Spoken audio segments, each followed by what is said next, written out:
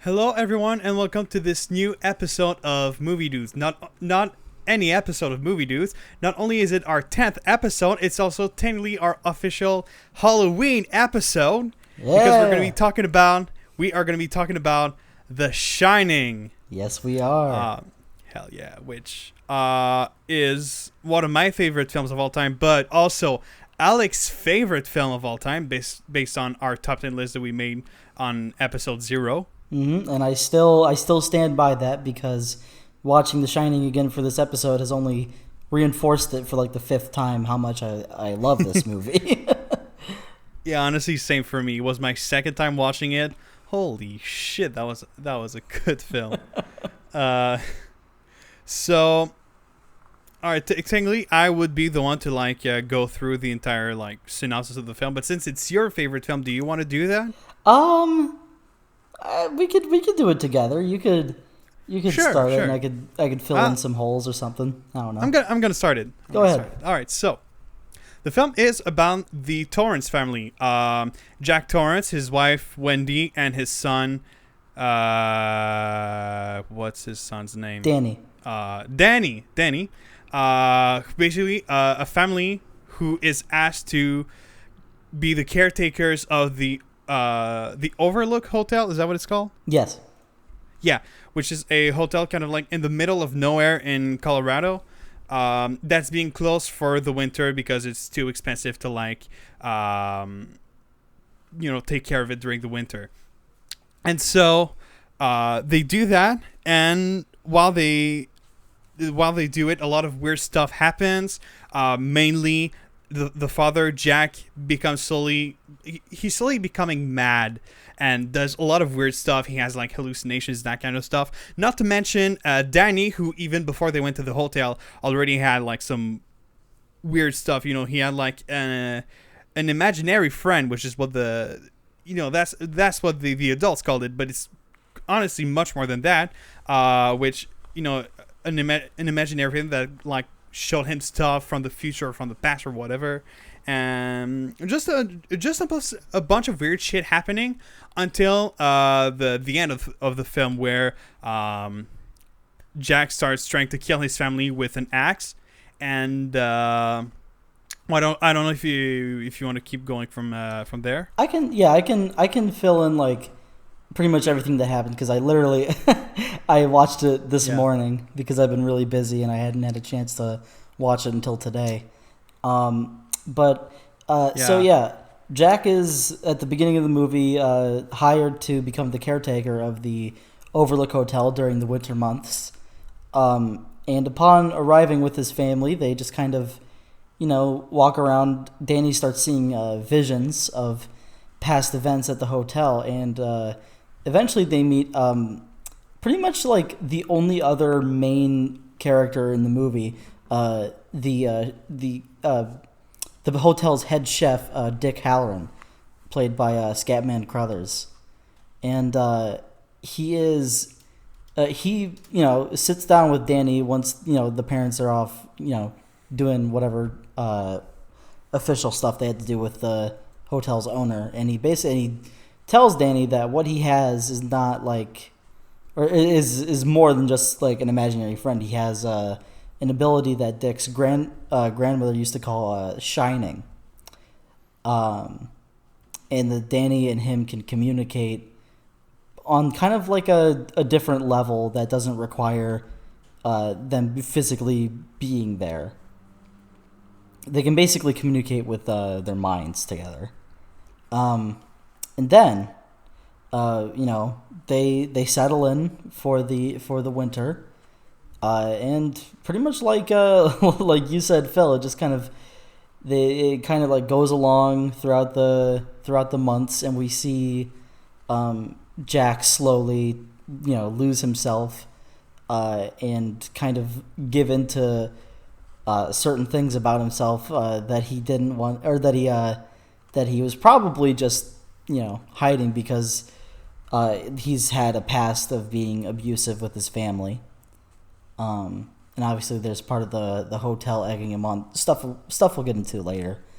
But about near the end of the movie, Danny pretty much calls upon Dick Halloran using The Shining, and Dick decides to go back to the Overlook, and he goes there on the exact day that Jack goes crazy and tries to kill his entire family, which leads us into the ending sequence of The Shining. But I guess now would be probably a good time to get into just kind of our specifics of what we liked about the movie. Yeah. Mm-hmm. So do you have anything that you want to start with? I mean, I have a few things written down. But I noticed something on this viewing more than I have on any other viewings. Because I've seen this movie probably like 5 or 6 times in my life. Probably like once a year for every year that I've known its existence. So like 6 years. Yeah. So on this viewing, I noticed more than anything, because obviously like on other viewings, you'll notice like surface level stuff, like the, just kind of the scary moments, the strangeness of everything going on. But once you see the movie a couple times, maybe even like more times than that, you start to notice just this weird underlying like horror to everything going on. Like I don't quite know how to describe it. It's just very, very weird. You get the sense that something other than what you're being shown is wrong with everything that's happening. And one thing in particular I noticed on this viewing was the way that this movie uses like isolation and like stillness to kind of like elevate its horror. Like the way that normal horror films, I guess, are shot is like very, very tight camera angles, very like kind of hiding everything that's in view. The Shining shows you all of that. Like all of its shots are extremely wide. Even its close-up shots were done with wide angle lens. And not only that, also like just in general, there's so many ways that this one's not filmed the way that most horror movies are shot. But another thing that I noticed is, most horror films are set like at night when everything is dark and you don't see a lot of stuff. There's always a lot of light in pretty much any scene in The Shining. So it's not, because usually in horror movies it's a question of like what you can't see. But in The Shining it's a question of where is the danger coming from, even though you can see everything, It's more of like The Shining's horror is The Shining's horror doesn't really creep in until you start to think about what you can't like even perceive that's wrong with everything that's going on. It's just there's such a weird atmosphere with this movie that like continues to pull me back every time I watch it. And I don't know. Okay, you can go with your next thing, because I wanna save my next thing for like a little bit into our discussion. Sure. All right. Well, I have a bunch of like pretty specific stuff. Go just ahead. Like, so first of all, the intro.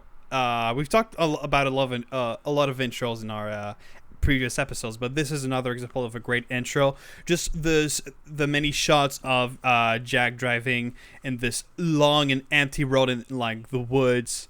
With this like creepy, ominous music, and I just think it's so great. Like, especially, that's another thing in general. The music in this film is so good. It's not quite what we're generally used to in terms of like horror movie soundtracks, but it's I don't know. There's something really great about it, and definitely very creepy about it. Hold on, what do I have? Oh yeah, also the chapters. I think the chapters are very neat. Yeah, it's really like at first it's like the kind of like theme of the chapter, kind of like what's going on during it. Like the first one is the interview, the second one is like closing day, but then you start to get to like non-specific days of the week, and then the final 2 chapters are just times of the day. Yeah. and also like the more you go into the film, the closer the chapters are together in terms of time. Like at some point it's like days of the week, then it's like a few hours in between, and it's like much closer in between.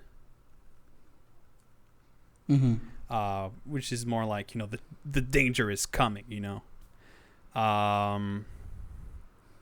That's something that I want to get to later as well, because I have a lot of stuff to say about it. Is how much like foreshadowing the film does.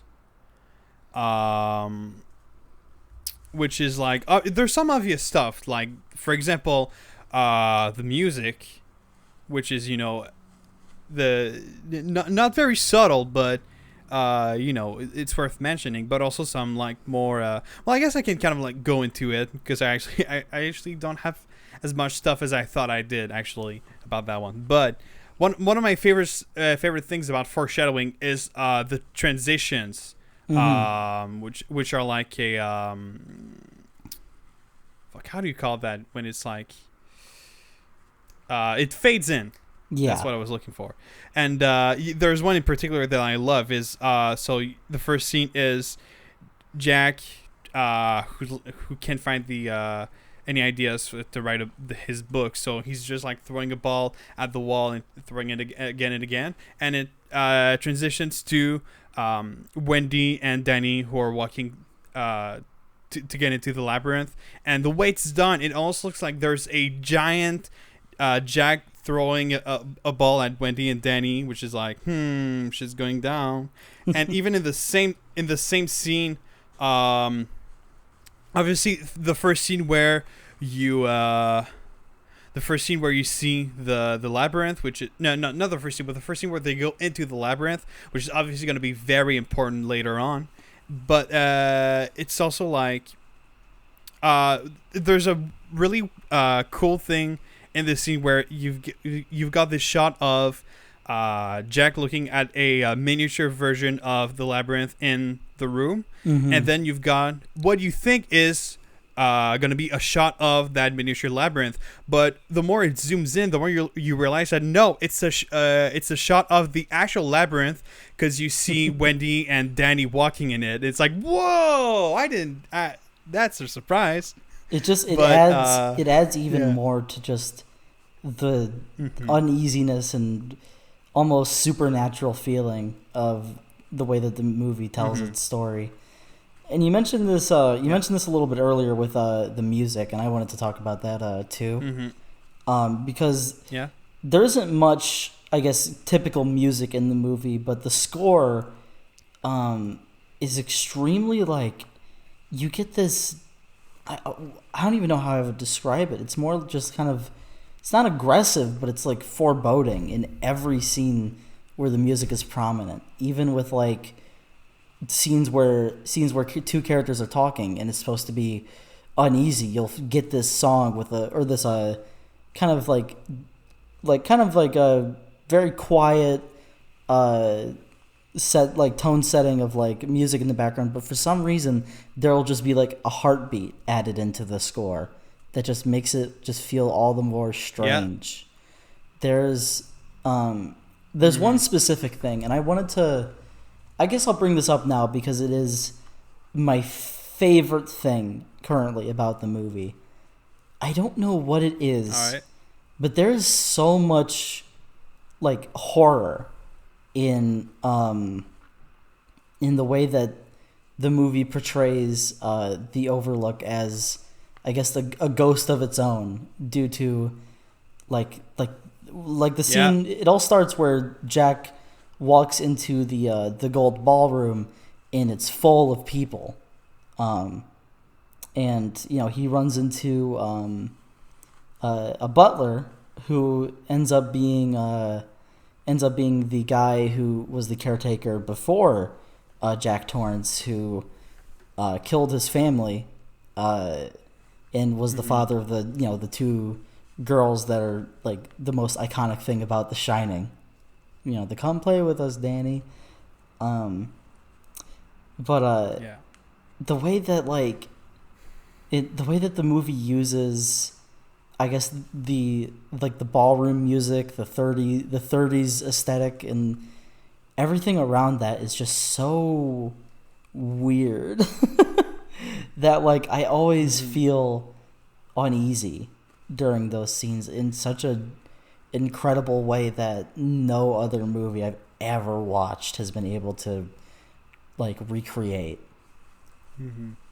I guess that's the main thing that The Shining has over most other horror movies I've seen is just ambiguity, because it doesn't show you much. It doesn't really show you that much in terms of like what is actually happening, but that just leaves so much room for your brain to go wild.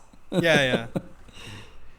Well, so you said something that I find very interesting that I want to that I want to say, because I discovered something recently that blew my mind, and from what you said, I'm pretty sure you don't know about it. But so here's the thing, they're in the ballroom, as you said. Jack meets the guy who apparently is the previous caretaker who ended up killing his daughters and everything. But here's the thing. The guy says that his name is, I think it was Delbert Grady. Yes. But the thing is that in the beginning of the film, the owner of the hotel says that the previous caretaker is named Charles Grady. What? And not only that, he says that his daughters were aged 8 and 11 or 12. So they were not twins. Which means that the guy he meets in the ballroom was not the previous caretaker, and more importantly, the twins in the previous scene are not the kids that were killed by the previous caretaker. They are other kids that were killed at probably a previous time. That's creepy. That's fucked up. That's weird. I never knew that. Yeah.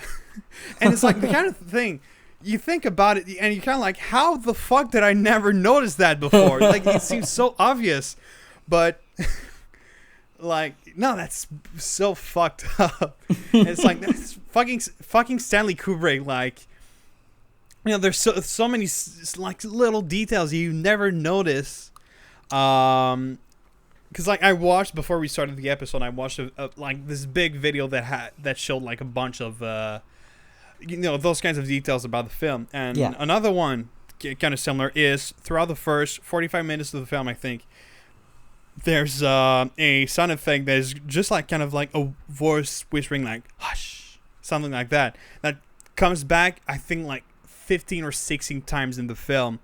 And like whether it's during the interview or when they're showing the hotel, and you're kind of like, why did I never notice this sound effect? I think that's pretty cool. Oh yeah, no, this movie is filled with such little things here and there, and another bigger thing that like I've been wanting to explore for a while is just like the way that Stephen King hates this adaptation. Which I don't know if you... Yeah. It is so, like...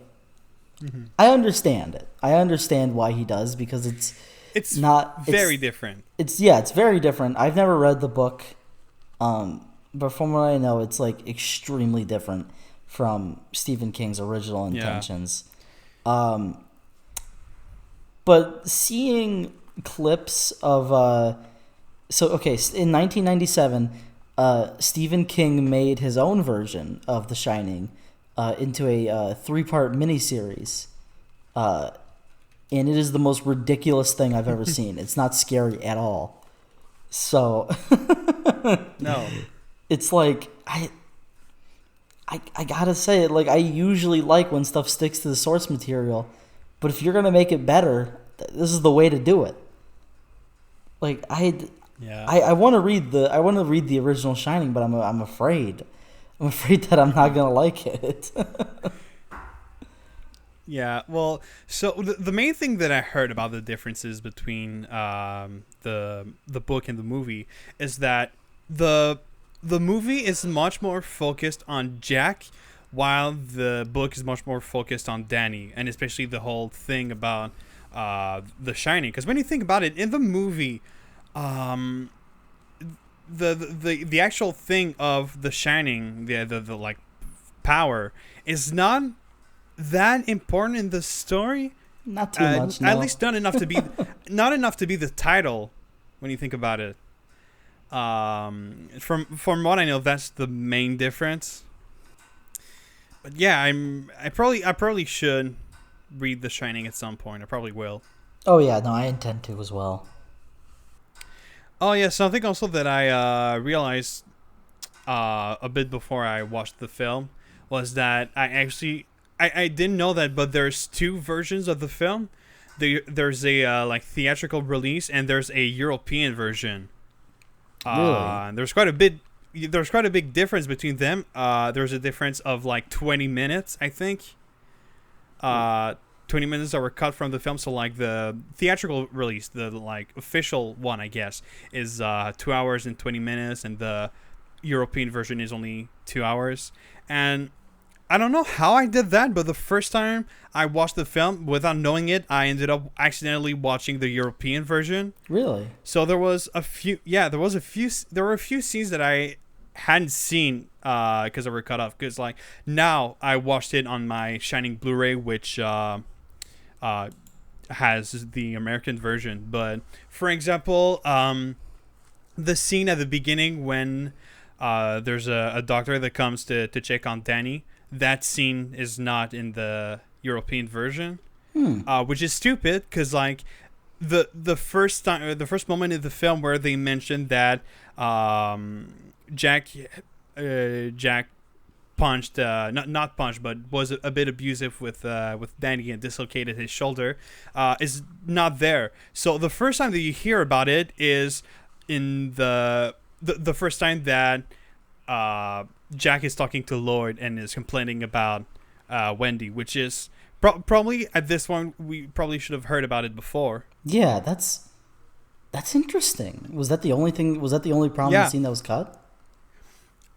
Well, that's the only one that I remember is like the hallucinations that Wendy had at the end of the film. Like for example, when she gets into the big room where like all the spider webs and the skeletons and all that kind of stuff, that one's cut out. I think the elevator is still in the European cut, and I know for a fact that the guy in a bear suit giving a blowjob, that one's also in the European version. But okay, yeah, that's weird. I was worried when you were saying like her hallucinations. I was like, oh no, was this the first time that he saw the bear? It was not the first time that I saw the bear. I knew about it. But yeah, no, I don't know.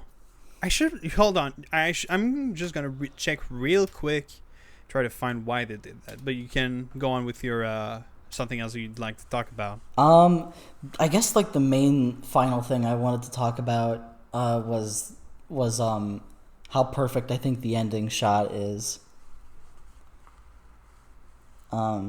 Which I can go on about for a bit. Yeah. Oh yeah, sure. On here, obviously, we've talked about like how perfect some of the endings of the films that we've discussed are. But The Shining has what might be my favorite ending shot of all time, because certainly is very iconic though. Oh yeah, because you get obviously. There's in the final little bit there's Wendy and Danny escape. Danny leads Jack through the maze where he gets lost, and then they escape, and then we got to a really jarring shot of Jack Torrance dead with like icicles coming out of his nose, but right after that, we get this extremely slow lead-in with ballroom music in the background into a picture of a 1932 New Year or a 4th of July ball in the ballroom, and there's all people around, but sitting there right in the middle or right at the forefront of the picture is Jack Torrance, like with his arms outstretched, wearing a suit, smiling.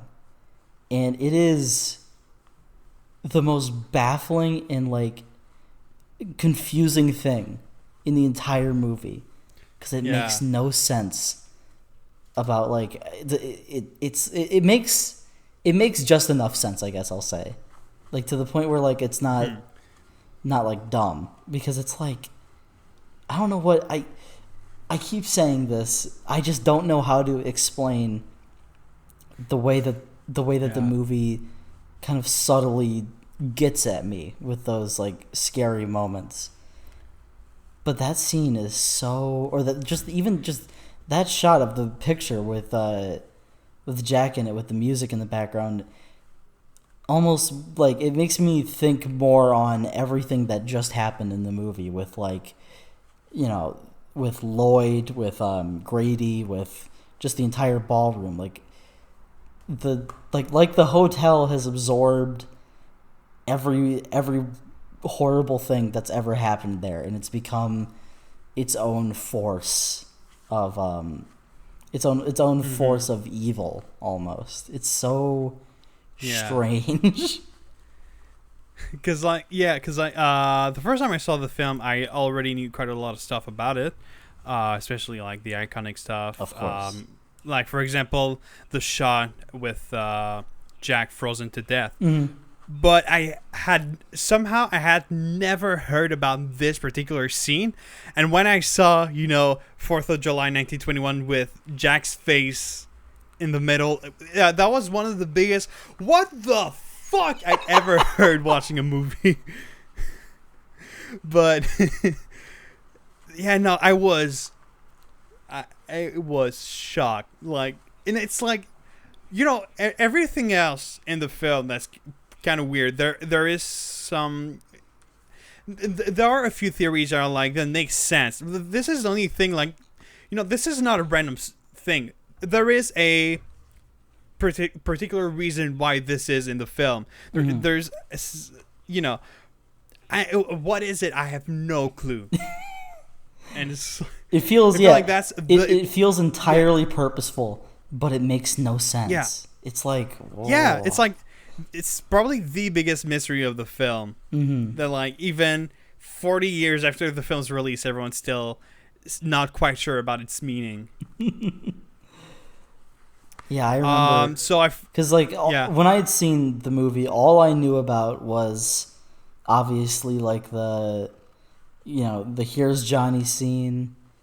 I knew about the twins. The twins, yeah, and the final shot of Jack frozen in the ice, but I had no idea about the final shot. And for some reason, somehow throughout my entire life before I saw this movie, like all 13 years leading up to me actually seeing the movie, I had never known what the actual Room 237 scene was about. Yeah. Because yeah, like it's Danny comes back and he's like all like he got marks on him and his shirt's ripped, and Jack goes to investigate the room and finds a naked woman taking a bath, and he begins making out with the woman, and then it is revealed that the woman is actually a like rotting like almost zombie of a person. It's like a much older woman, and she begins to laugh, and we get these horrifying intercuts of like the rotting woman like rising out of the bathtub. It's so unsettling. Yeah. It is honestly probably the most objectively terrifying thing about this movie. Everything else is like subtext. Yeah, I'd say so. Like everything else is subtext, but that scene on its own is like scary. Mm. By the way, I found an answer to why there's a European version. Mm-hmm. And so the reason, kind of like the end scene, we don't really know. There's a few theories. We know for a fact that the changes between the original and the European versions were decisions that were took by Stanley Kubrick. but why we don't know if it's that he wanted to cut it or if he was asked to cut it. The theory that makes the more sense to me is that he was asked for the European release to cut some scenes in the film because it was too long, and no, apparently that was something that the American audiences were already didn't like about it. One that I saw that I think is stupid and makes no sense is that Stanley Kubrick apparently thought that Europeans were smarter and didn't need as many scenes as context as to what was happening, because most of the scenes, and that's something that I realized thinking about it, most of the scenes that were cut from the original version were scenes at the beginning of the movie, and that's something that makes sense because I know for a fact that when I was watching the film yesterday, I noticed how it took a much longer time for the Torrance to be alone in the hotel. It happens 35. Yeah, I wrote it happened 35 minutes after the beginning of the film, and I thought man, that's pretty long. Yeah. Yeah. So, yeah, but that's something that I wrote is the film definitely takes its time at the beginning. Definitely tries its best to show you everything that you need to know. And that's another thing that I forgot to mention in terms of foreshadowing is how when they visit the hotel, everything that that the film shows is something that's gonna come back later in the film, whether it's the snowcat, the ballroom, the maze, or the kitchen. They're all parts that are gonna have some form of importance later on. Mm-hmm. It's just brilliant. Yeah. I think unlike any movie we've talked about so far, I think it's just perfect all the way through because I can't think of a reason. That's why more than any other reasons I would probably say that The Shining is my favorite movie ever, is because I genuinely can't think of a thing to criticize it on. Yeah. Other than obviously my own personal tastes, looking at it objectively, it's just I can't. It's there's nothing wrong with The Shining in my eyes. Yeah. I don't really like to call, like some other people do, I don't really like to call Stanley Kubrick the greatest director of all time. Mainly because I think that giving someone this title is stupid and useless, and you can't find any good way to give someone the title in the accurate way. But this film definitely not only is, in my opinion, his best film, it's also his... that's pretty much all I have to say. It's his best film, the one where he had the most the best ideas, and I definitely have to watch some more of his films because I still have yet to watch some of his bigger ones like Clockwork Orange or Barry Lyndon, but I don't think that any of his films will. Yeah, I still have yet to see most of his films actually. Which ones have you seen? I've seen. Hold on, I'm actually gonna look because I know I've seen one other. I've seen Full Metal Jacket and I love it. Mm-hmm. Yeah. Same. But I want to see if there's anything else. Cause I feel like I had to have, right? I guess not. Yeah, no. Okay, The Shining and Full Metal Jacket. All right. Well, I've seen The Shining, obviously. I've seen Full Metal Jacket because I found the Blu-ray a few months ago, and so I watched it. Obviously, loved it. I've seen Doctor Strangelove because I bought the Criterion a few months ago. I didn't like it as much as I thought I would, but it's obviously a good film. Mm-hmm. Just I don't want to spoil anything, but I'm disappointed by the character of Doctor Strangelove. I will say that. And the other film that I've seen from him is 2001: The Space Odyssey, which I saw, first of all, way too young, and second of all, not in the right conditions to watch it. This is a film that you have to watch definitely in a movie theater, and I watched it in my living room with like my family just talking around, and so like it was impossible for me to be immersed in the film. So that's definitely a film that I'm gonna have to watch again at some point. But I remember that also I saw it when I was like 14 years old, which is not when you should watch 2001. But Yeah. I know for a fact that like when I'm gonna watch it, and like hopefully in a movie theater, I'm gonna have a much better time watching it. Yeah. Like I watched The Shining when I was 13, and I watched Full Metal Jacket when I was 14. I am surprised that I liked Full Metal Jacket as much as I did when I was that young. Mm-hmm. But The Shining makes sense. It was kind of like The Shining and the Wes Anderson movies I watched around that time kind of laid the foundation for the type of film person I would become in the future. Yeah. What would the word be? It kind of awakened my mind of like, whoa, movie. Right.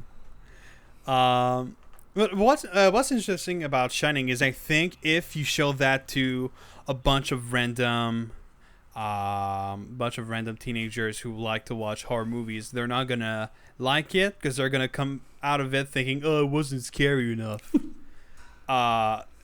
Which is, the kind of people who have fun watching films like, I don't know, just like the shitty horror films that come out every year that are just like, ooh, jump scare. Now get the fuck out. I think, okay. Like, yeah.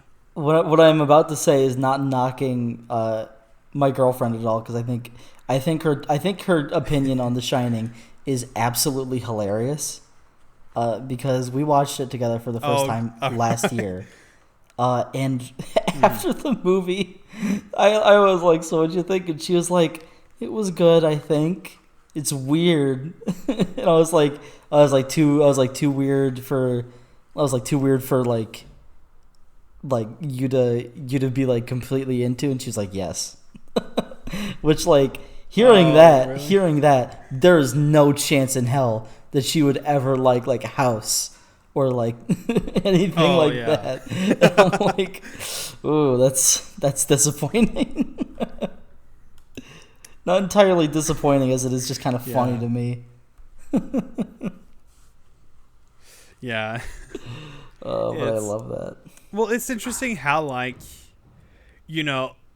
Stanley Kubrick is far from being a horror director. Right. Like, the only other film that he's made that I think is close to a horror film is A Clockwork Orange, which from what I heard is not really scary as much as it is, like, brutal. Right. And so it's, it's interesting to have a director such as Stanley Kubrick, who, has made the film that he did before, to see what his take at making a horror film is like. I think that's very interesting, and I feel like there's some other directors who have never made a horror film, but I'm curious about what it would be like. Well, one of those examples is actually someone who has made a horror film this year, but I've yet to see it, and it's Edgar Wright. But that's I actually will be seeing that within the week. Oh yeah, I don't know when I'm going to be watching it, but I'm going to try to watch it as soon as possible. Like, I know I'm going to, just side tangent, I know I'm going to be watching Dune this Saturday. Okay. And I might try to watch Last Night in Soho in the same day. I'm watching French Dispatch this Thursday. All right. Because my theater, I was planning on seeing it last weekend, but my theater messed up and accidentally listed it for last weekend, and they're like, "Whoops, we don't have it until the 28th." And I was like, "Oh, okay." Yeah. Same thing for me, because like everywhere on the internet it says it came out back on Friday at the same time as as Dune, but apparently Yeah. it's actually coming out next week, so I'm gonna be watching it. Yeah. But yeah, I'll hopefully be seeing Last Night in Soho in the same weekend, but I'm not too sure. Definitely soon though. Probably before, definitely before our next recording. Yeah. Um. So yeah, next week we're gonna have a bunch of movies to talk about. Oh yeah. So let's see with The Shining.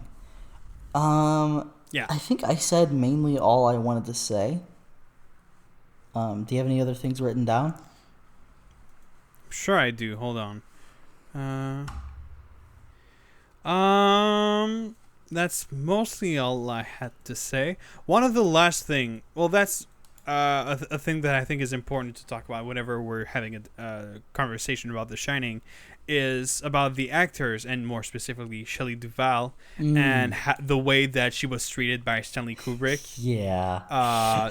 Yeah. So, well, all right. Yesterday, I discovered that my Blu-ray of The Shining not only had the movie, but it also had a documentary about the making of the film, which was directed by Stanley Kubrick's daughter, who basically had a camera while they were shooting the film, and she just like filmed a bunch of stuff. And there were a few interviews with Danny and Shelley Duvall and that kind of stuff. And there was a big part at the end where that was specifically about that, and there's so many weird shit, and it's like, obviously Stanley Kubrick like knew how to make movies and knew different kind of stuff, and like it's crazy how there's always people that say like you can't criticize Stanley Kubrick because some people treat him like a god, which is so unhealthy. But there's some people that try to defend him, trying to say like that this is what he thought was important to get the best performance. But like, I'm sorry, I've seen a lot of amazing performance that didn't require the actors to get like very badly treated. And you see like Stanley Kubrick saying to the crew, don't sympathize with Shelley. You see moments where literally Shelley Duvall's like pulling like hairs out, just being like, this is my hair is falling out due to the stress, and that kind of stuff. And it's like, it's fucked up. It is. It certainly is. It's like I don't really. Okay, there is a few things. Like obviously, I don't like the treatment of Shelley Duvall during it. But I would be lying if I said it didn't come out with some extremely crazy performances that will last forever. Yeah. But obviously, no one should be treated like that. Yeah. I will say though, one tactic of Stanley Kubrick during the making of this movie with the actors kind of fascinated me a bit, and that was his tactic of for most of the important performance scenes, he would do the same scene, like he would have like 40 takes of it, like an insane amount. Yeah. And this would, like, by the end of the takes, this would have the actors doing all of their lines in very, like, strange, inhuman ways that just make the movie's, like, atmosphere just that little bit more strange, which, like, obviously there's a lot to be said about, like, the ethics of doing that in a movie scene sense. But the way that, like, I'm trying to think of how to word this, just the feeling of how that was done, ethically a lot could be said about it, but I think it comes out with just some of the greatest performances I've ever seen, especially from Jack Nicholson and Shelley Duvall. But yeah, Stanley Kubrick. Well, his actually, from what were a bit strange. Yeah. Well, from what I heard, it wasn't exactly from him being an asshole. Well, whether or not he was an asshole can like his it should be. It's kind of debatable in my opinion, but from what I heard, the way he treated his actors was really like his way of getting the best performance from them. And from what I've heard, he only worked that way with Jack Nicholson, Shelley Duvall, and the actor who played the head chef. Yeah. Besides that, like, he was very nice to the crew and very nice to Danny, which, I mean, I fucking hope you're not, Oh, of course. like, shouting at a kid. But this whole thing is, like, up to debate.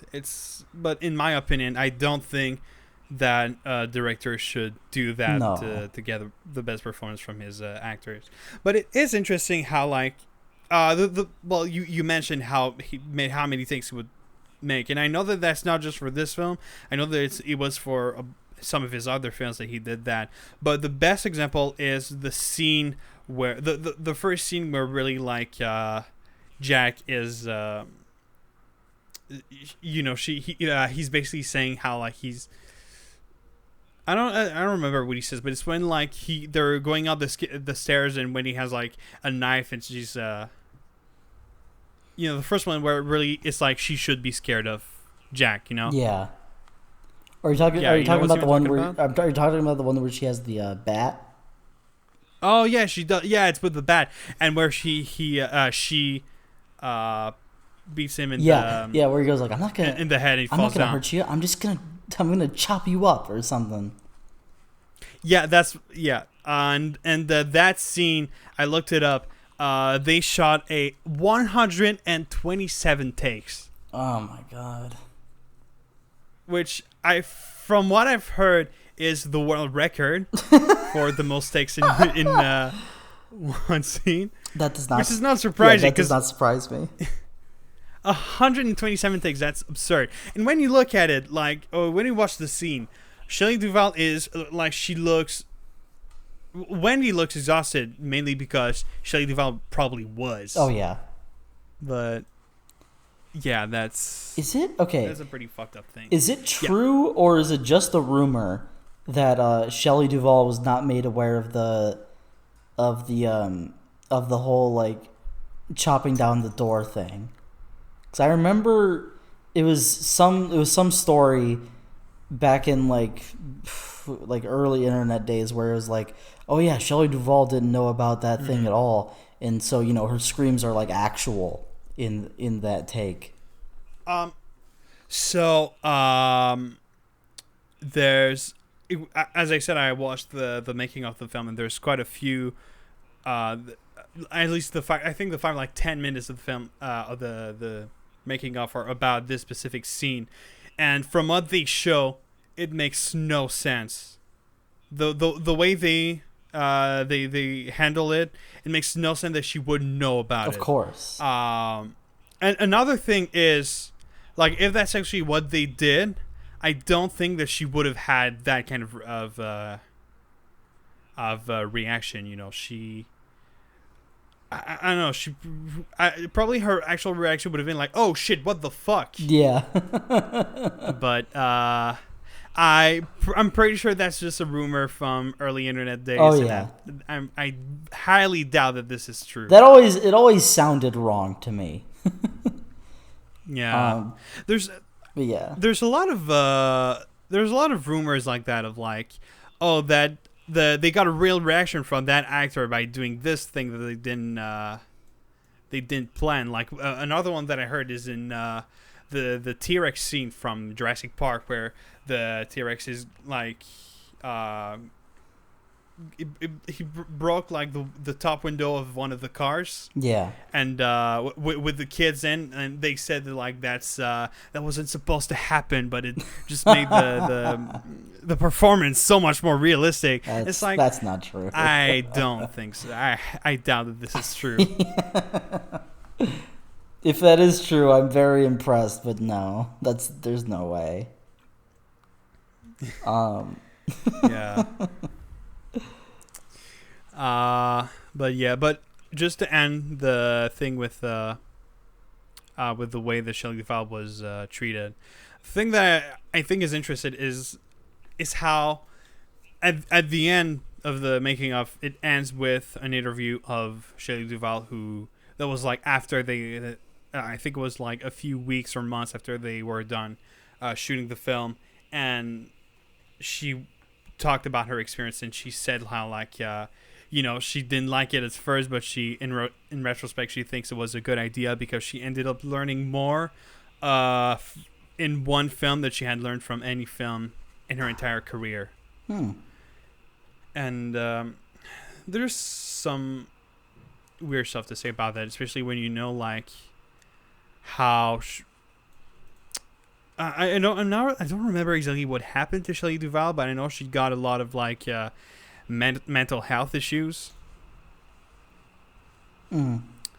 Like there was the whole thing where with like her Dr. Phil episode, which I don't know if you saw. No, I haven't seen that. Well, she was in an episode with Dr. Phil that just made her seem like, and apparently there was a lot of stuff that had been like changed to make her look crazy, but like she was talking about that was back in 2016, and she was talking about how like Robin Williams wasn't actually dead and that kind of stuff. Oh God. And from what I heard, like she does have mental health issues and everything, but she's not necessarily like a crazy old lady. She's a more like a sweet old lady with some health issues that we should all just leave alone, leave her with her life. That's fine. Yeah.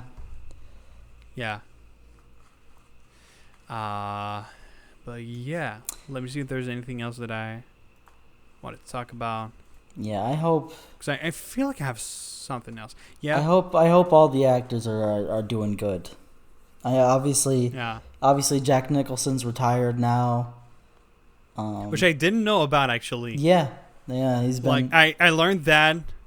I learned that yesterday when I was looking at some things with the cast, and I always thought that like he had taken a long break, but I always heard that like he was he would do a comeback at some point, and then I saw that like Jack Nicholson never actually went and said that he had retired, but it was actually the director of Doctor Sleep, who in an interview said that he wanted Jack Nicholson to come back for Doctor Sleep, but that he was retired, so he wouldn't do it.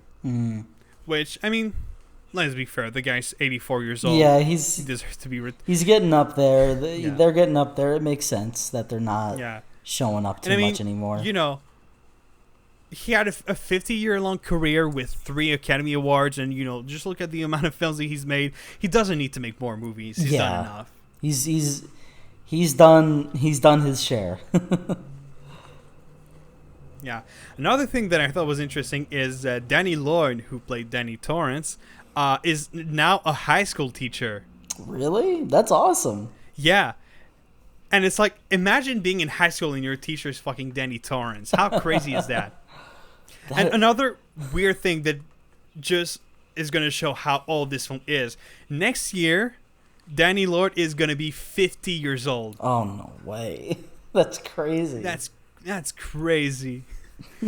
But yeah, and so from what I've heard, from what I saw, he made a few films after The Shining, but he retired in the 80s when he was like a teenager, and the only acting thing that he did after he retired from acting was that he had a very small cameo in Doctor Sleep.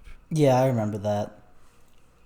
Yeah, which is nice. That is nice, yeah. Which have you ever seen Doctor Sleep? No, I have not. Have you? Yeah, it's okay. I mainly I enjoy all the scenes with Danny Torrance, but all the scenes with the villains are awful. Which I don't know. I haven't seen Doctor Sleep since I saw it in the theater, so I might be misremembering some things, but I just remember it being just like everything with Danny's great, but everything else No. But yeah. Yeah, I'm probably gonna watch it at some point. Oh yeah, I would say it's worth at least one watch. Yeah, I mean, just to know what it's like. Yeah. Like, I know that it's not gonna be as good as Shining, but Of course not. No. just interesting to know. So I think that's all I had. Yeah. That's all I had to say. Yeah, I think that's all. Okay. Okay. Well, all right. Yeah. So let's see. So that was The Shining. That was The Shining. All right. So, do you have anything else that you wanted to talk about, unrelated to The Shining? Oh sure. Yeah. I mainly wanted to talk about I guess just some movies I've watched recently. 'Cause I've seen a good amount. Let's see. I finally got to watch Rashomon. By Akira Kurosawa. I watched it in my in one of my film classes, and I loved it. Yeah. I will probably be picking that up along with Tampopo in the next Criterion sale. Well, I actually watched that film like just a few weeks ago. Oh really? And yeah, I watched it back in September, and well, I'll be honest, I liked it, but I think it's my least favorite film from Akira Kurosawa. How many have you seen? And I've only seen 3. I've seen that one, Seven Samurai, and Throne of Blood. And so just to rank them from least favorite to favorite, it's Rashomon, Throne of Blood, and Seven Samurai. Oh yeah, Seven Samurai is still much better. Like let me clarify. Even though Rashomon's fantastic, Seven Samurai is incredible. Like it's Seven Samurai. Yeah, Seven Samurai is a masterpiece. And there's no other way to say it. But I think the main thing that didn't really click with Rashomon was its kind of lack of action scenes. That was what like very very much like separated it for me in terms of like this doesn't feel like the Kurosawa that I know. Not that that's a bad thing in a lot of respects. Oh no, yeah, but like that's definitely one of the things that I like the most about Seven Samurai is like just how amazing the action scenes are, and it just seemed a bit more. Well, I don't like to say that words about movies that even though I love them, but like, it felt a bit boring to me. I feel it. I can understand that. Yeah. Unfortunately, but yeah. Not everything's gonna click for everybody. Yeah. Makes sense. Oh, of course, of course. But I do want to. I have very high hopes about Yojimbo, which I plan to watch soon. I think it's going to be pretty good, but yeah, I really want to watch some more Akira Kurosawa because like he could definitely like easily become one of my favorite directors. Oh yeah, no, I plan to collect his Criterions and just keep watching. I've had Ikiru for like the longest time, and I still haven't watched it. Oh man. Yeah.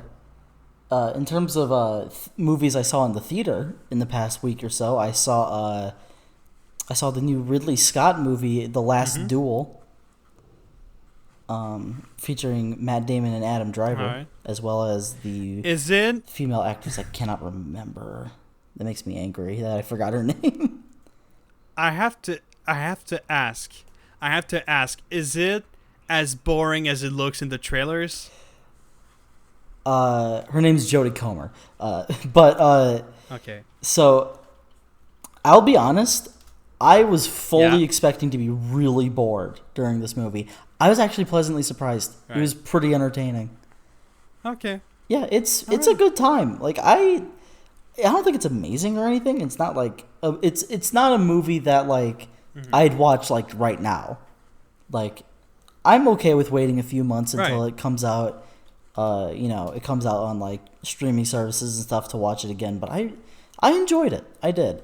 And I'd probably recommend it to anyone out there who wants to go see it, because I'm not usually a fan of medieval settings. Usually that's not my cup of tea when it comes to fiction. Yeah. But I enjoyed The Last Duel. So it was a decent time. I also saw Dune, which I won't talk about too much because I know that you're seeing it soon. Yeah. Yeah, we will talk about we'll talk about Dune next time. Yeah. But in terms of other, yeah, go on. yeah, I have one more that I wanted to mention. Yeah, sure. Last night at night, and I know you know this because I texted you about it. But I watched for the first time the entirety of Cartoon Network's Over the Garden Wall. Which have you seen that? No, but I've heard a good deal about it. It is like pretty great. Yeah. The way it like I guess makes its strange atmosphere kind of like permeate throughout the entire series is really kind of amazing, and I think it's a really good watch, and I really wish it was I guess actually, you know what, I'm fine with it not being talked about too much. I think I kind of like the fact that it's kind of not underground, but also not like talked about like some other famous cartoon shows from the last like 10 years. But I enjoyed it a lot. But I haven't seen too many like amazing things recently. I'm hoping that French Dispatch and Last Night in Soho are great. Which I don't doubt that they won't be. It's just I don't like getting my hopes up about anything, even if I know I'm gonna like it. Yeah. It's like, I'm not. I'm sure I'm gonna like Last Night in Soho because like I think my brain is functioning to like anything that Edgar Wright's gonna make. So I'm not scared about that. And also I've heard that the French Dispatch, most of the people who didn't like it say that they feel like Wes Anderson is just he kind of like his he's just doing Wes Anderson. He's getting trapped in his own style. But I personally think that like the fact that a director has a very like how can I say, a very not obvious but a very visually present like established filmmaking style, and the fact that he wants to keep going in that direction, I don't think that that's necessarily a bad thing. I don't think so either. That's just him knowing. Yeah, that's just him knowing what he wants to do, knowing what he likes to do, and knowing what he knows to do. I really like. And this is kind of a side tangent. I really like the like the maximalist direction he's been going in with his style recently. 'Cause like his first like, I would say up until at least Fantastic Mr. Fox, all of those movies are very kind of close to their guns. They're not too big, they're not too small, but like they don't go too far into like I guess grand adventures.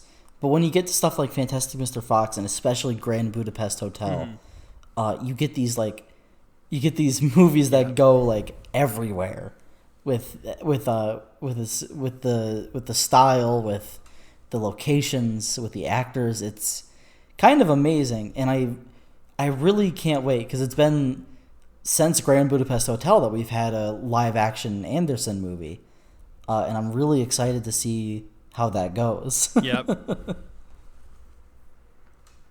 Yeah, it's also like as I said, people criticize him over his style, but the last time that they criticized him that much about his style was when he made the Grand Budapest Hotel, which is my favorite Wes Anderson film. So yeah, if I get a film like that, that just tells me that I'm gonna get a film that I'm gonna like the same way that I like the Grand Budapest Hotel. And from what I saw from the trailers, like, it definitely reminds me a lot of the Grand Budapest Hotel, so I'm very happy about that. Yeah.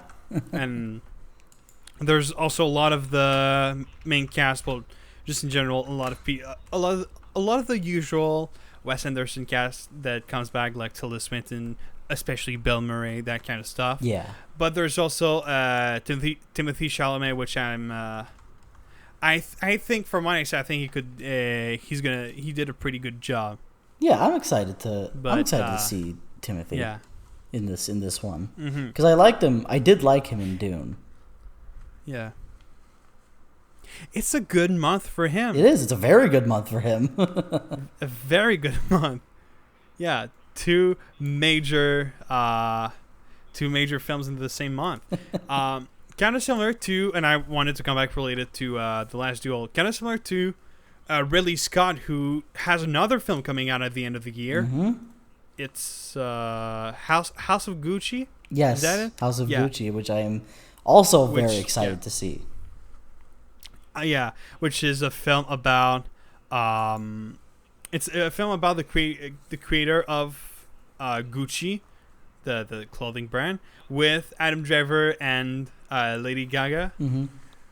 And it's like I remember when they showed the first pictures of the shoot with like those the pictures of Adam Driver and Lady Gaga and those like extravagant like clothes and everything, that I saw that and I thought, oh my god, this is gonna be a great film. They look incredible in the trailer. It is so. Yeah. Oh my god, I love Adam Driver.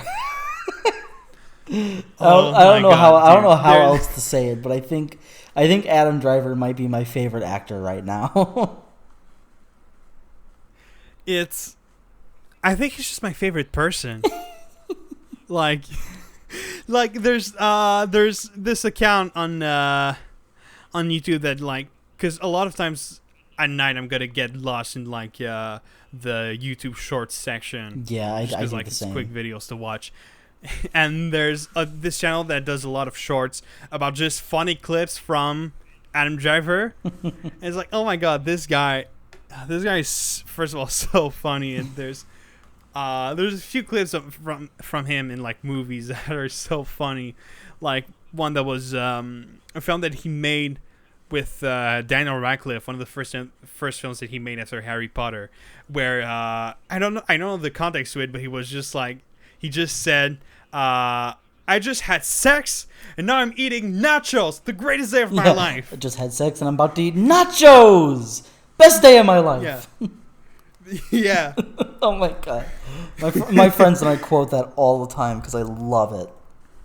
Oh. Yeah. We've also been quoting yeah.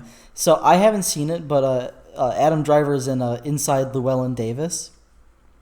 And he for some reason, like, okay, Adam Driver, like, I don't know the role he has. I just saw there's a scene of him and Oscar Isaac, who plays Llewellyn Davis, and another guy recording a song, and like, you know, Llewellyn Davis and the other guy, like, they're jamming out or whatever and singing, but then Adam Driver is just adding these weird ad libs, like, here we go, 10, 9, 8, 7, 1, 2, 3. It's like ridiculous. Yeah. Which, that's another movie I need to see. I see soon. that one too. I love that. Oh yeah. Yeah, plus it's Coen Brothers. That's right. Yeah, I bet that was Coen Brothers. I forgot about that. Yeah. But so the first time that I saw Adam Driver in a movie was, well, like a lot of people, it was in Star Wars. Mm-hmm, of course. That was my first exposure. Mm-hmm. And I don't, it's been 6 years since Star Wars 7, but Mm-hmm. I don't quite remember his performance, especially since I haven't seen 8 or 9, because I honestly do not give a shit about Star Wars. But you don't have to. 8 and 9 are not good films. Yeah, especially 9. Jesus. Yeah, sure.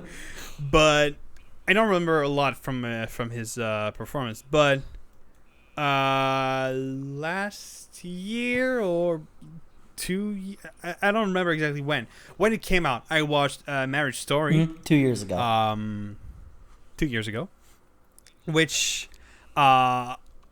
really showed me like just how good of an actor he can be. And it's was actually the first time that I even heard about Marriage Story was through a clip that I saw on Twitter with him, just like when he kind of like snaps at. Yeah, that's. I was gonna say Lady Gaga, but when he snaps at Scarlett Johansson. Yeah, that was the clip that made the rounds that made me go, "What is this?" Yeah. I'd never heard about it, but I was like, I don't know what this is, but I have to watch it. And then I saw that it was on Netflix, and I watched it, and I had a great time. Yeah. I'm trying to think,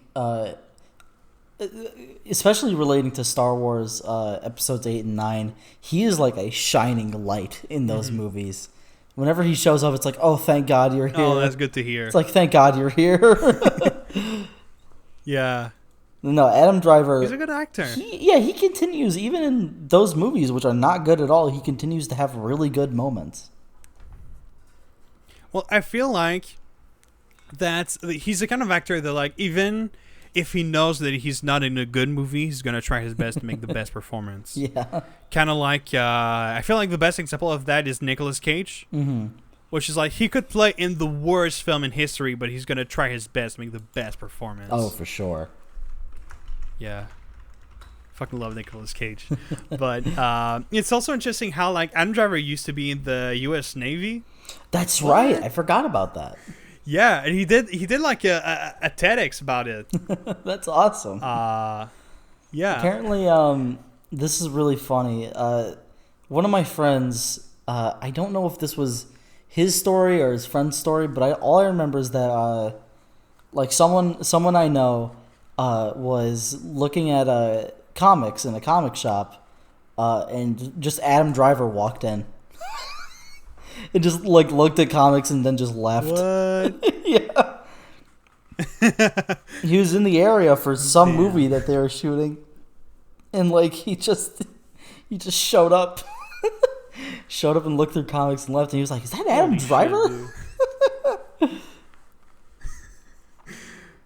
Oh my god, I can't imagine, like, just, you know, doing yourself, like, living your life, and then just a Hollywood celebrity comes in.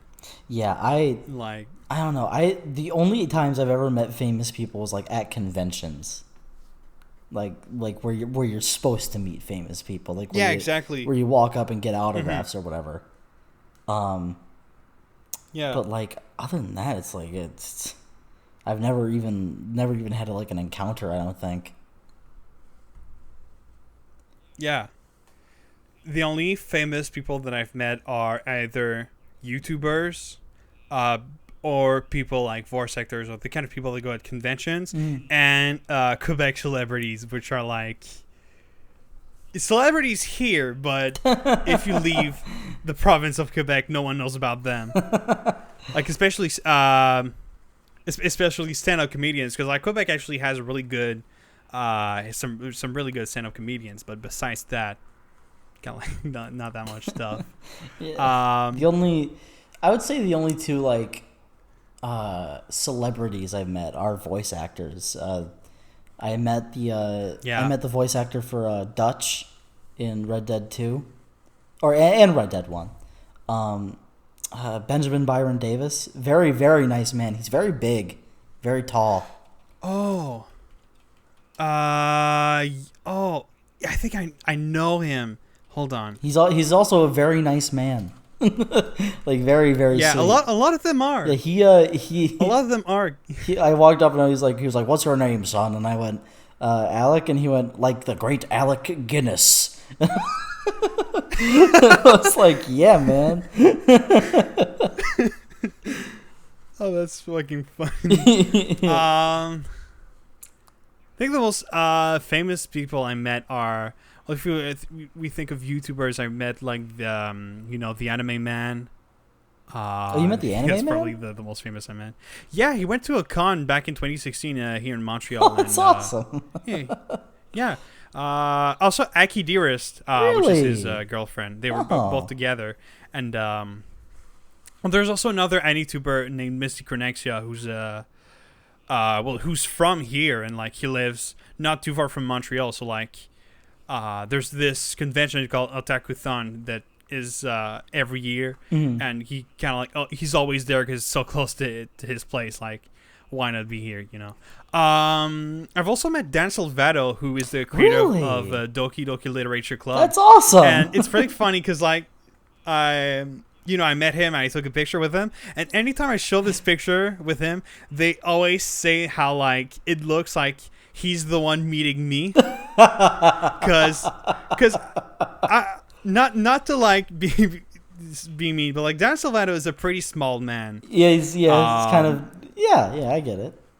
And like I'm not the best at doing like fake smiles, so I always look kind of like I often look like I don't really want to be here, unfortunately. And so it looks like I'm just like, sure, I don't care. And he's like, oh shit, I'm meeting this guy. That's awesome. I'm gonna put the picture on the. I'm gonna try to find the picture and put it on the Please screen. do. But That's like, incredible. Yeah. And in terms of voice actors, who have I met Erica Lindbeck, who is the voice of. Yeah. That's awesome. She's the voice of, I forgot the character's name in Persona 5. She's the nerdy one. Oh, Futaba. Yeah, that's right. Futaba, yes. I get some of their names mixed up. Yeah. And yeah, she was very nice. The only thing I had for her to sign was I just bought the first 2 volumes of Berserk, so I was like, would you sign my Berserk even though you weren't in it? And then she told me, oh no, I was in it. I was in the remake. And I was like, oh no. Oh, I'm so sorry. oh my god. But then she was really like, oh no, it's fine, don't worry. Oh no. Because I don't think she had like that big of a role, so right. I think she's fine if someone didn't know. That's funny though. Yeah. The only other voice I'd actor. love to meet it. Oh yeah. Yeah. I'd love to meet anyone from Critical Role. That'd be fun. Yeah, I'd like that. Matt Mercer or Laura Bailey or anyone. That would be great. I met at the most recent Colossal Con. I met what's his name? Billy Kametz, who is the he's mainly just like a anime dub actor. He was the voice of the main character from Promare. He voiced a character in Persona 5 Royal named Maruki. Very prominent role in that one. He's also the English voice of Josuke from Part 4 of JoJo's Bizarre Adventure. Oh, that's cool. Yeah, so that's cool. He's a very good man. I have a picture of him, which I have a picture of him and me, and I'm dressed up like Maruki. I'll send it to this Discord chat, and you can put it up as well. All right. I remember my first convention I ever went to, which is also the one where I met the Anime Man. I almost met, and I'm still kind of like disappointed that I ended up not meeting him, but I almost met Takeshi Obata, who is the illustrator for Death Note. Oh, that would have been cool. But the reason why I didn't meet him is because I didn't have the time, and instead I decided to go meet another voice actress whose name is hold on, let me just look up just to be sure. Her name is Karen Strassman, and Who? she What was her is name? known the main Karen Strassman. Okay. And the only reason why I knew her is because she did a voice in Persona 4, because that was actually before Persona 5 came out. What was she did a voice in Persona 4. Who's she voice? It was she voiced the character of Nanako. Really? Who is to give some context, is a 5-year-old girl who is voiced by a 40-something-year-old woman. Oh, that's and we asked awesome. we asked her, could you do the voice? It was the funniest thing, because it's like just her talking with like a normal voice you'd expect from a 40-year-old woman. And it's just this really realistic, like 5-year-old voice. That's incredible. I've actually got a good, funny story about her. She was like, literally one of the nicest person I've ever met. And like, me and my brother, we were waiting for her to come because she wasn't there yet. There was like big line of people waiting, and we just were waiting, and there was just this person that was there and was like, I'm sorry, can I just take your place? And we were like, wait, what the fuck? Like she wanted us to like switch places for the line because she wanted to meet her sooner. And I was like, that's kind of a dick move to do. And then the more I looked at her, the more I was like, wait, hold on. And it was Karen Strassman. Oh. That was just like goofing around. Oh, that's awesome. And she, we realized it. We was like, oh shit. And then she just went and like talked a bit as she walked through the line, talked a bit with the people, and then went to her seat and then started to actually meet them. And then we got to her, and she was just like, hey, I know you guys. She was the best. That's so fun. Yeah, I love that. Very. So last person that I. Oh yeah, go ahead. The only other person that I remember meeting is Callie Burt, who is the guy who's known for doing the famous "Next Time on Dragon Ball Z." Really, that's awesome. And, yeah, which again, very nice man, because apparently that's a thing that voice actors have to be the nicest people on earth. But. I think he also did like another voice in Dragon Ball, but I don't know which one. But yeah, the very very quick addendum to the whole Billy Kametz thing. When I walked up dressed as Maruki, he was very surprised because obviously this was one of the first conventions since the pandemic, and Persona 5 Royal was released during the pandemic in America. So he told me, he was like, you might be the first person cosplaying Maruki that I've seen, which was a big honor. Oh yeah. But no, he's also a very nice man. They're all very nice people. Yeah. Yeah, I would love to meet more voice actors. I think they're great. Oh, there's also last thing I had to add for that. Oh, for sure. When I listed my category of people that I met, I forgot one category which was really fun at conventions. I've met a lot of Japanese musicians. Really? Because at the convention that I go to, there's always like one or two musical guests that come to do concerts. And I've met like some really good bands, some bands that I really like. I've met one that's more one of my brother's favorite band, but a band called Fana, which made both openings for Dragon Maid, and it's like I remember the singer has like the singer for that band has a very like high voice, and we went to a Q&A with them, and she started talking, and when she started talking, everyone was like, "Oh shit, she talks like that." And the funny thing too is my brother whenever he meets someone, he's got like an autograph book which is actually a death note. And it's always funny to know like who's gonna get it and who's not gonna get it. And I think they had the best reaction because he gave it to them, and they were all like, "Oh shit!" And they were like, "Oh!" That's so. The kind of so like Japanese reaction. Oh, that's so cool. Yeah. Oh, but I think in terms of the concert, the best one I saw is I was lucky enough to go to a concert of my favorite Japanese singer, who is Leah, who is the singer who made most openings for the key animes like Clannad and Angel Beats, that kind of stuff. That's awesome. Yeah.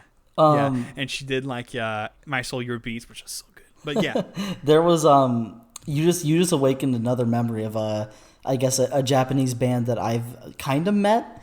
It wasn't formal or anything, but okay. At Colossal Con this year there was a band performing named Kaza, and they are they're a Japanese they're like a J-rock band, and they're pretty fun. They did a whole set, and it was really it was cool. And later that night, at the convention center, there was in the same like room that they or the same like stage area that they performed at, there was like a very small get together of people to do like a live watching of the first few episodes of the Fruit Basket remake anime.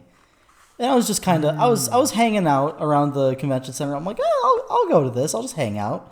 And I was sitting more up against the wall, charging my phone. And before I knew it, like 3 people walked past me, and I like looked up at them. I waved, and they waved back and smiled. And I went back to like looking at the screen, and I just went, oh wait a minute, that was the band. I was like, that was the people who were just on stage like an hour ago.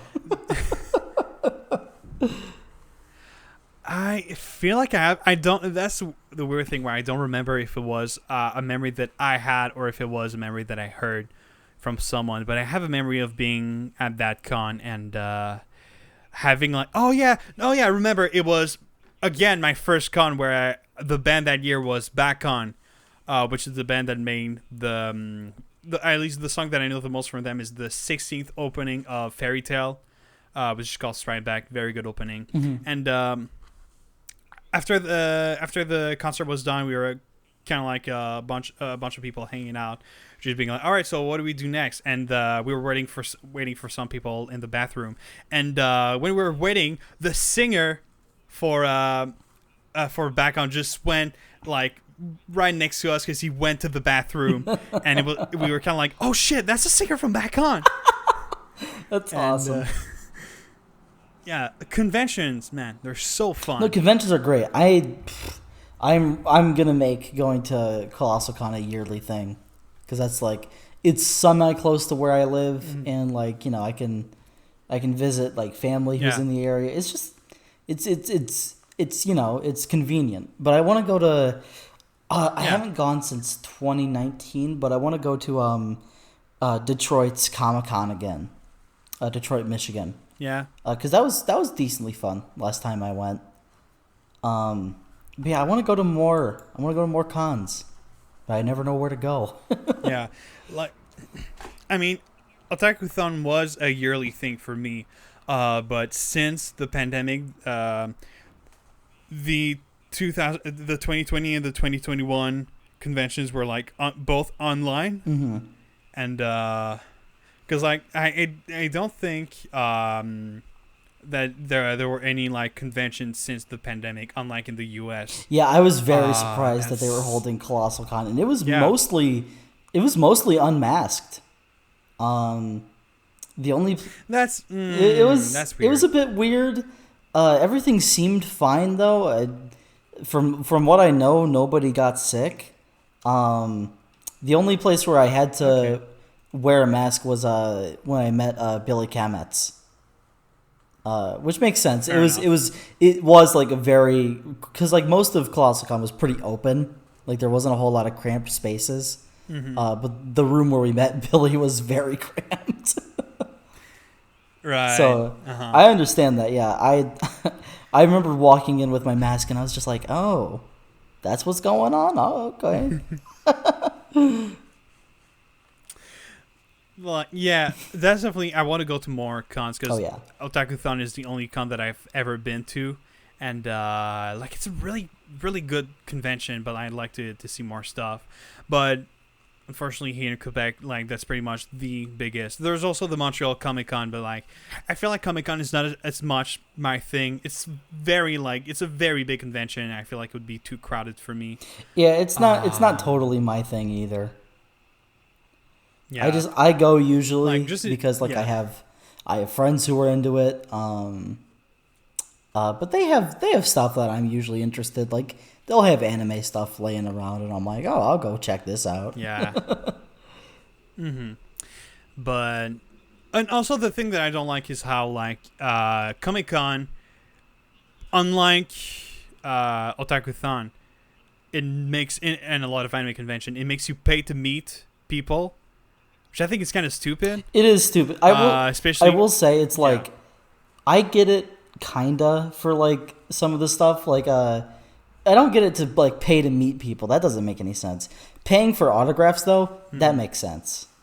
I think at least. At least in a convention setting. And well, it makes sense, but I think it's stupid. Yeah.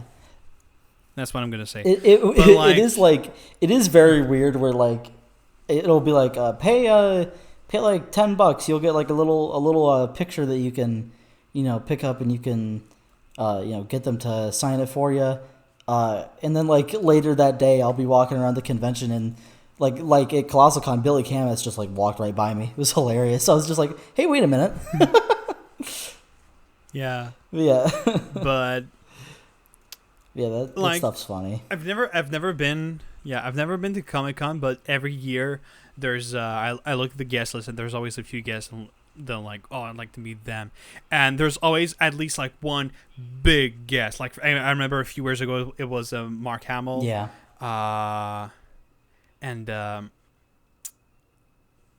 what was that? Oh yeah, I heard also that because I said at some point in another episode that this year I got way into Doctor Who, and there's a few Doctor Who actors that I've heard came here a few years ago, and I was like, man, I wish I could have seen them. Also, the entire cast of RWBY, not the entire cast, but the four main girls came here, and that was like, oh, that would have been cool. Oh yeah, that would have been neat. Yeah. But yeah, conventions, they're cool. Conventions are cool, and I can't wait to go to another. Yep. But another, I guess this is like going on a tangent again. Yeah. But another thing I wanted to talk about was the announcement of the new Criterion releases for January. Which I don't know if you saw those or not. When did they announce it? Back on the 15th of October. I probably saw it. I just don't remember. Well, no, I know I saw it, but I don't remember what they were. Right. I only remember a couple because I was like really into a couple of those announcements. I was like, yes. But hold on, let me find the announcement. But I can read off the 5 that were announced. Oh, all right. So the first one is The Celebration by Thomas Vinterberg, which is a very prominent film in the Danish Dogma 95 movement. And I really like the packaging on it because it's really minimalist and doesn't like have too much to it, which is the entirety of the whole Dogma 95 movement. So I liked that whole thing. I think it's neat. I don't know if I'm gonna be honest, but yeah. Yeah. I don't know what the Dogma 95 thing is. Like, I'd never heard of it until, or maybe I'd heard of it, but I don't know what it is. Okay. So could you please explain it to me? Yeah, I have a very loose grasp of it because we kind of skimmed over it in one of my film classes a while back, but it was basically just You still know more about it than me. It was a movement, obviously from the Danish, where they were just like, we're just gonna make movies, but we're gonna go as minimalist as possible. None of this has to be anything like too crazy. So they literally like would shoot movies on like terrible cameras with like little to no budget. And right. the whole point of it was to go against the grain of like movies needing a big budget or anything like that. Right. So it's kind of fascinating, and I might pick it up. I don't know. It might be kind of a blind buy thing for me. But the next film that was announced was another 2020 film, Time, by Garrett Bradley, which I had not heard about until this announcement. Same. But I might check it out. The next announcement was a 4K upgrade for Beatles: A Hard Day's Night. Yeah. Which I will not be picking up because I already own the Blu-ray for Hard Day's Night. But I think that's pretty neat. Yeah. Well, all right. Because I saw it a few months ago, and when they announced the first list of 4K films that they were gonna release, I was kind of like, most of them, like Citizen Kane makes sense. Yeah. The Red Shoes makes a lot of sense. I saw the Hard Days Night. I was like kind of confused as to why this film specifically. Yeah. Like, I feel, especially in the Criterion Collection, there's a lot more films that deserve a 4K version. I'm okay with it. I think it's mainly because they still have rights to distribute Hard Day's Night. So when the 4K restoration was created, they were probably just like, we can just release it.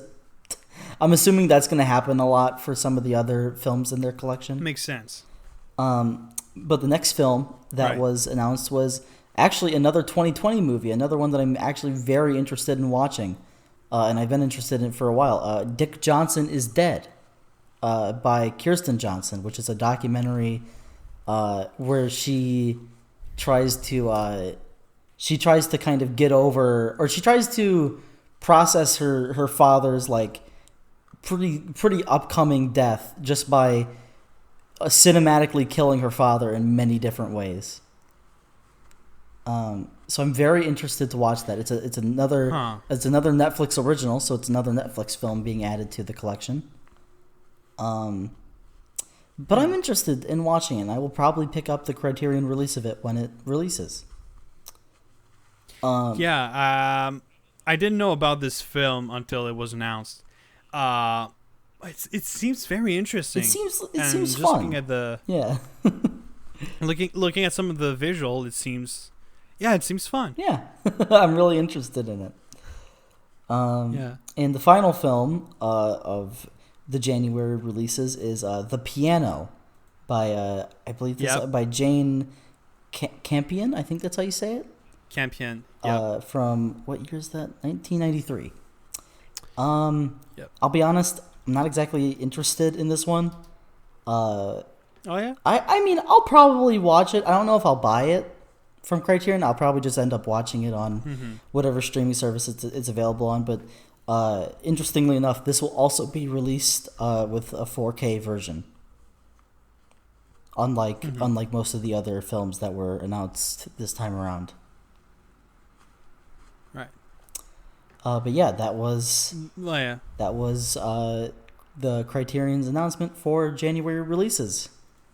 And this month, obviously, next month, obviously, is the month of 4K releases.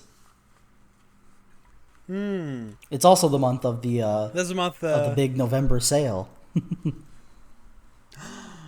Oh yeah, of course they're gonna make all their big releases for November, so people are gonna buy it in the sale. There's so many people that are gonna buy Citizen Kane. I will, yeah. Me too. Yeah, that was another thing I wanted to talk about was our possible pickups for the November sale. Oh yeah. Because obviously I've already said it before, I'm going to be picking up most of the 4K releases. The only one I'm kind of shaky on is Menace to Society. But I might, if I have money left over at that point, I will. Oh yeah. But in terms of regular Blu-rays, I want to pick up Onibaba for sure. Tempopo. What's the other one? The other one that I just talked about earlier that I said I wanted to pick up. The Kurosawa one. Rashomon, that's it. Rashomon, Thank you. I only had Sanjuro in my head. What's that? I only had Sanjuro in my head. Oh yeah, I want to pick up Yojimbo and Sanjuro as well.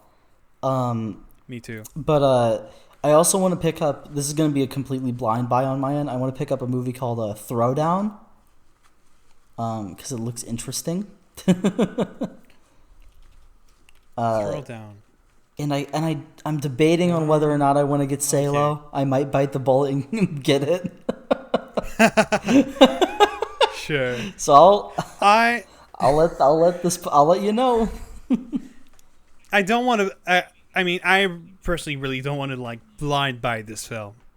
The day that I'm gonna buy this film is if I've seen it before and think I'd like to own it. I don't know. In my eyes, it's one of the Criterion films that you gotta pick up. It seems like one of the more infamous ones. I don't know. Maybe. Yeah. I don't know. I'm interested. Well, it is.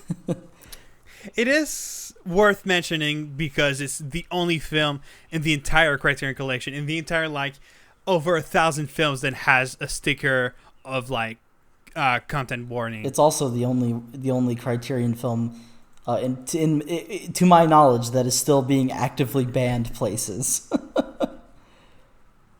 Probably is. Yeah, no, it is. It's a. I remember there was a post on the subreddit not too long ago that said that Salo got banned from their library. Well, yeah, sure, that doesn't really surprise me. It doesn't surprise me either, but like, yeah, I'm debating on whether or not I want to get another box set, and by box set I mean like a smaller one, like Samurai Trilogy or Decalogue, maybe. I don't know. I'm more keeping that to how much money I'll have around the time of the sale. Like the foreshore pickups are Tampopo, Onibaba, Throwdown, and the 4K ones.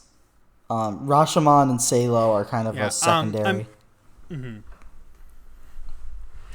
I'm interested in at least watching Decalogue, but a few months ago for one of my classes, I had to watch Blue from the Three Color Trilogy, which is by the same director. Yeah. And I thought it was very boring. Really? Okay. So I don't know. I think that kind of movie just isn't my thing, and I kind of don't want to spend a lot of money in a 10-hour long thing. That's fair. Only to be disappointed by it. I have Three Colors over there on the shelf, and I still haven't watched it. So I will get back to you on what I think about that. That's I think November, because October this month was kind of my month of watching as many horror movies that I've wanted to watch as I can. But November's going to be fair enough. November's going to be my Criterion catch-up month because I have a few sitting on my shelf that I still haven't watched. Yeah. But yeah, that's kind of it for me on my pickups, I guess. Shit. Hold on. Let me just look at my wish list real quick just to see if there's any like obvious ones. Well, so I know that I want to get Yojibo and Sanjuro because I almost got that last sale. Yeah. There's also I mentioned it earlier in another episode. Well, there's Eyes Without a Face and Brazil, which are two films that I've been thinking about getting for a while.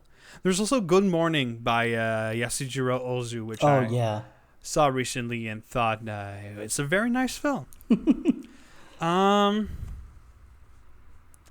There's obviously I'm gonna get at least one Wes Anderson because I kind of have to. Right. The only reason I'm not is because I have all of them. Yeah. Yeah, fair enough.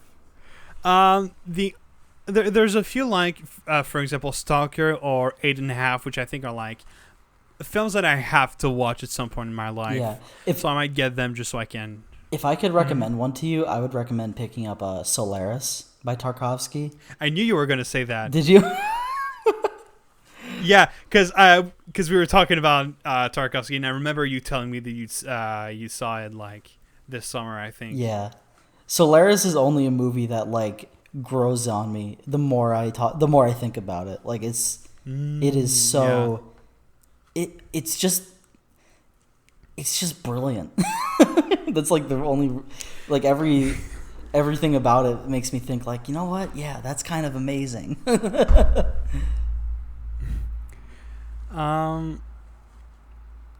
Hold on, what else do I have? So yeah, if there's a blind buy you're wanting to make, I recommend Solaris. I might get it. I might trust you and get it. It's up to you. But if I don't like it, do you like extreme slow burns? Well, that's the thing is like that kind of scares me about Tarkovsky is I don't know if I would try maybe testing it out on the Criterion channel, like maybe not just Solaris, but test out like one of his other movies or something to see if you like it. Because that was another thing. I'm probably gonna watch Stalker. That was another thing with me and Tarkovsky was that I tried it out and I'm glad that it clicked. So I was almost afraid that it wouldn't. It might click with me. It might, yeah. Yeah. I don't think it wouldn't. I'm saying it's one of those things that you have to be sure of. Yeah. I'm probably gonna watch Stalker in the channel. Solar is probably isn't gonna be a blind buy. Yeah. Oh, there's the Red Shoes. Oh, that's another one yep. that I know I'm gonna get. Yeah. I've already talked about that earlier, but I'm not gonna get the 4K version because Right. I don't have a 4K player. So first of all, that would be very useless. Two, I don't have the money, unfortunately. Those are expensive. Yeah, Like the only reason I'm getting the 4K releases is mainly because I have my PS5, which I can play them. But like the only reason I probably won't be watching them right away is because I don't have a 4K TV. yeah, that's like the one thing I'm wanting to get like soon.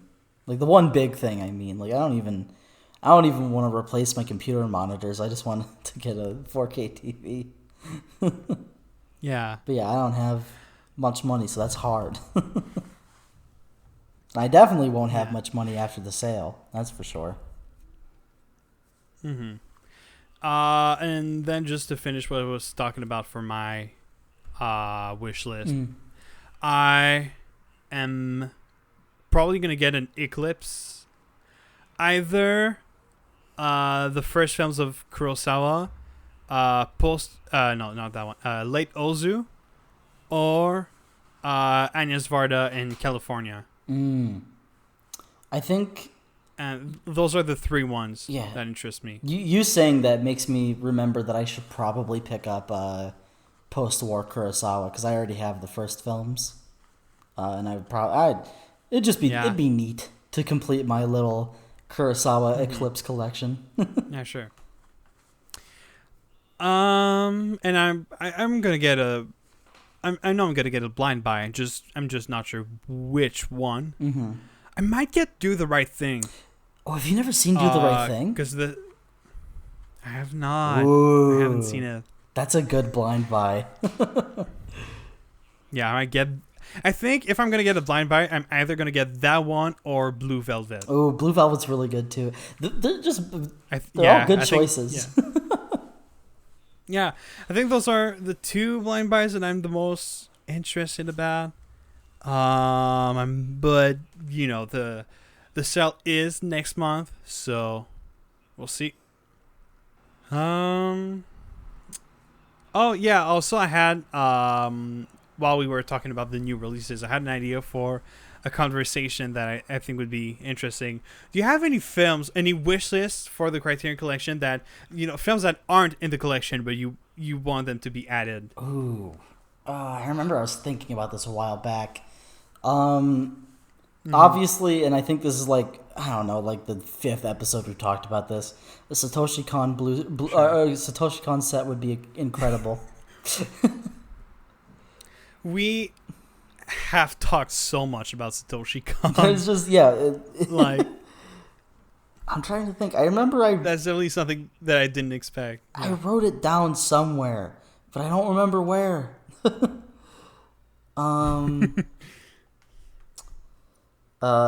Okay. I would like Old Boy, but I know that Arrow Video has kind of a stranglehold on the Vengeance trilogy. So that might not be a thing. The Social Network would be interesting. The Social Network is another one that I want because, obviously I'm a big David Fincher fan. I've made that clear earlier, but I feel like if one of his films had to be added in the collection, it would be probably Social Network. Yeah. I will say honestly, the Social Networks makes more sense in the collection than Benjamin Button. It does make sense. It makes a lot more sense. Which is such a weird criterion.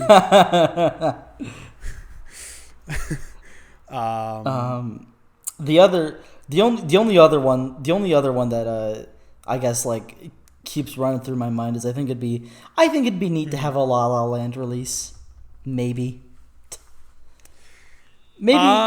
sure. Maybe a few more I don't. Maybe a few more A24 releases now that Uncut Gems is in the collection. Yes. Well, I mean, it only makes sense. Like, I was so surprised when I heard that, like, Uncut Gems was the first A24 film in the collection. Oh yeah, Lighthouse and Lighthouse in Criterion would just be perfect. Lighthouse would be a good choice. It is, yeah. But what are some of yours? Yeah. For me, well, obviously I'd want another Bong Joon-ho films. Oh yeah. Like obviously they've added Parasite and Memories of Murder like quite recently for both of them, but I think all of his films deserve it. And we've talked about this recently, how I had a really good time with The Host. Mm-hmm. And I feel like that would be the only way that I could get a either a Blu-ray or even just a DVD of The Host, because like it doesn't seem to really be like available here. Yeah, the Host would be cool, but even his other ones, even those that I haven't seen, like Mother, that'd be cool. Obviously I'd want the Satoshi Kon one too, but just in general, just more animation. Yeah. And I feel like in terms of animation, anime probably is the best direction to go to, just because there's so much good stuff. What was the other one?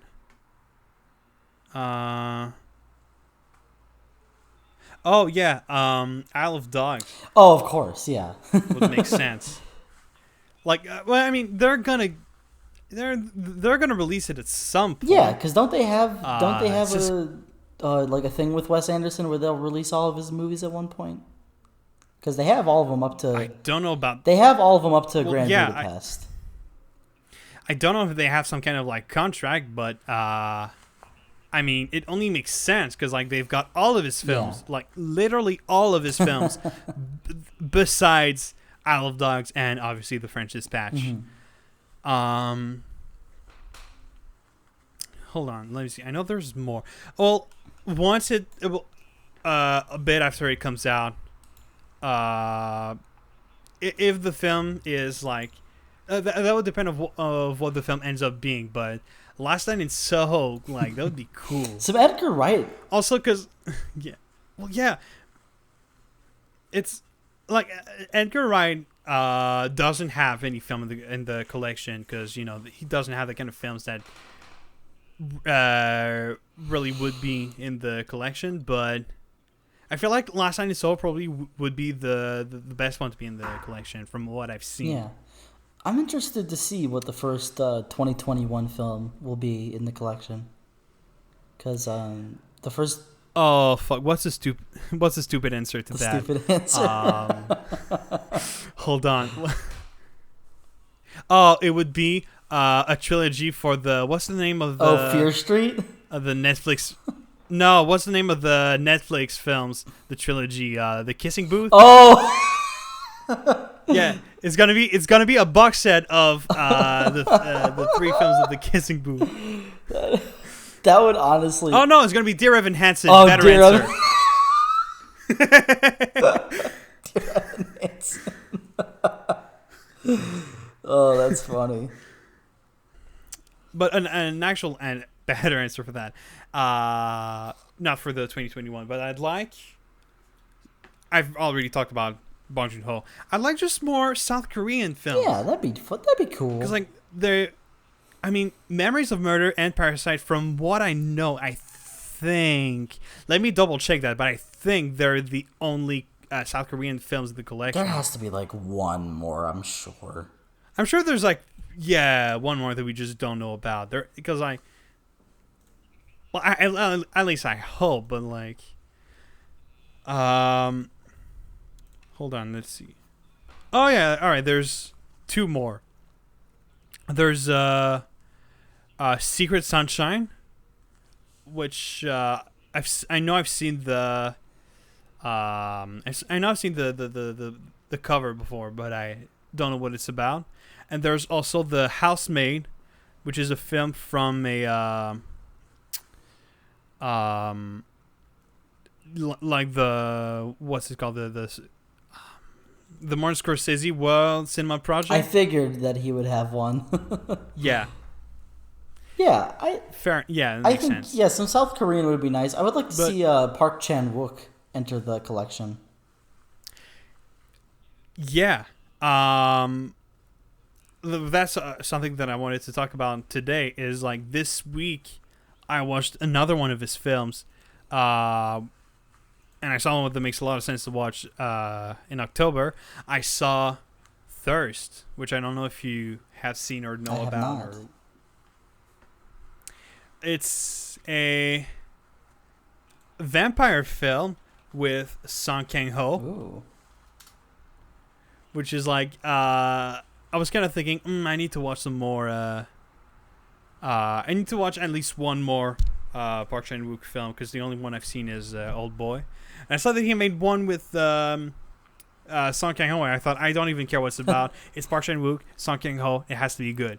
And I ended up watching it without knowing that it was a vampire film. It's really good. That's good. It's really good. But I want to watch the Handmaiden. Yeah, me too. Seems really good. And also, there's another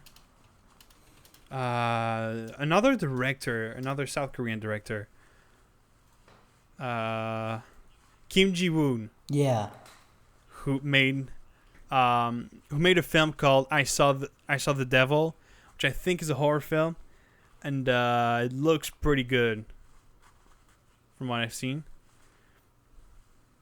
He also made The Last Stand, which is just a random action film with Arnold Schwarzenegger, Really? which is like what? That's pretty interesting.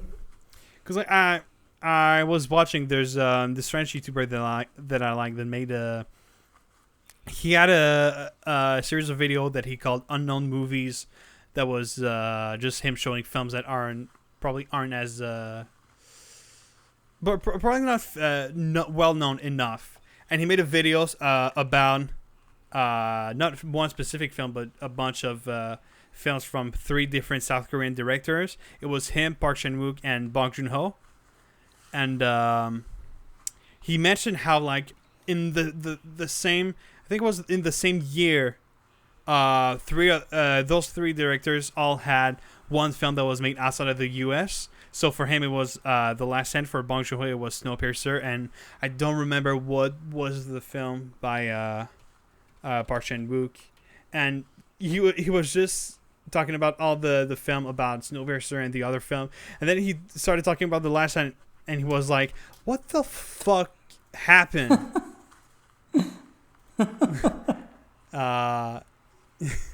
Yeah, hold on. Stoker is the film by Park Chan-wook. It's with Nicole Kidman. I don't know. I think I've heard of that. I've heard what of that it's movie. about. I don't remember what it's about, though. Yeah. I'm sure it's good. Yeah.